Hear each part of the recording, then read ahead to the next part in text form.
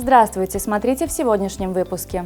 В Туркменистане продолжают расширять доступ к цифровым услугам в сети 4G LTE.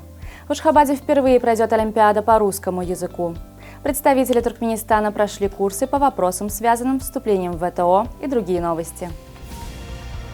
Мобильный интернет 4G от Алты-Насыр появился в новых населенных пунктах Туркменистана.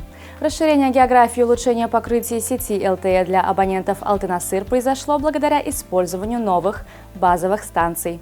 Работы проводились практически во всех вилаятах страны. Расширение услуг LTE дает возможность намного активнее пользоваться мобильным интернетом. Учитывая растущие запросы населения, оператор планирует выйти на полное повсеместное обеспечение Туркменистана мобильной связью, включая 4G, а в ближайшей перспективе и 5G. Туркменский национальный институт мировых языков проведет первую Олимпиаду по русскому языку среди учащихся 9-11 классов. Олимпиада будет проходить в 2 тура. Первый тур пройдет в дистанционном формате, а второй – в стенах института.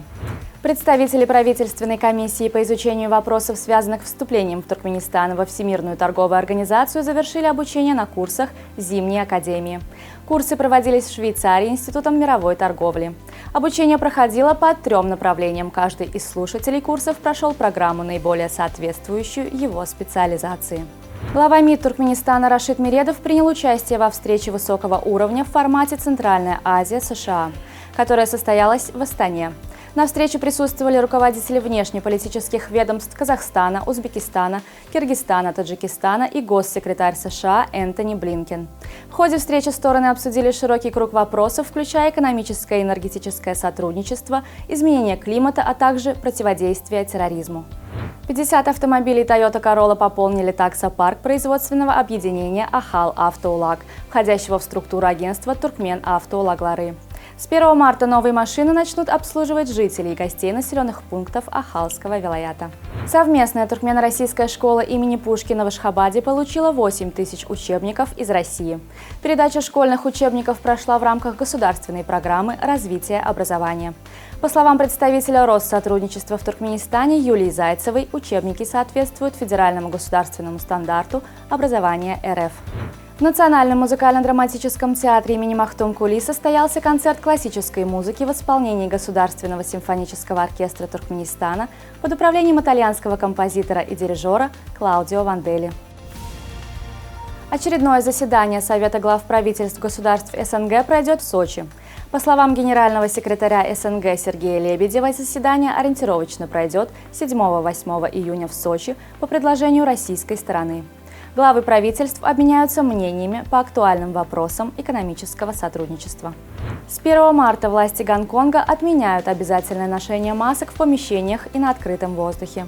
Требование к ношению масок сохранится только для персонала медицинских и некоторых административных учреждений.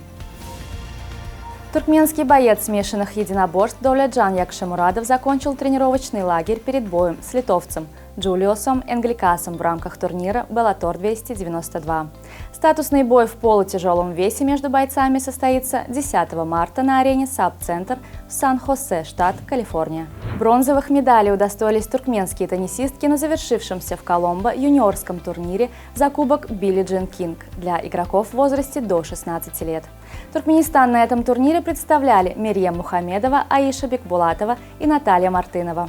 В плей-офф представительницы Туркменистана уверенно взяли верх над сборной Малайзии, однако в полуфинале уступили теннисисткам из Шри-Ланки. В матче за 3-е место сборная Туркменистана победила команду из Сингапура и завоевала бронзовые медали.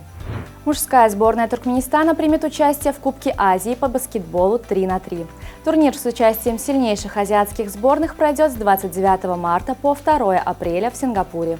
В настоящее время баскетболисты, входящие в национальную сборную Туркменистана, проводят учебно-тренировочные сборы в Литве. Отметим, что сборная при посеве попала в квалификационную группу «Б» вместе с Новой Зеландией, Республикой Корея и Королевством Тонга. Для прохода в основную сетку турнира туркменским баскетболистам необходимо занять 1-е место в квалификационной подгруппе.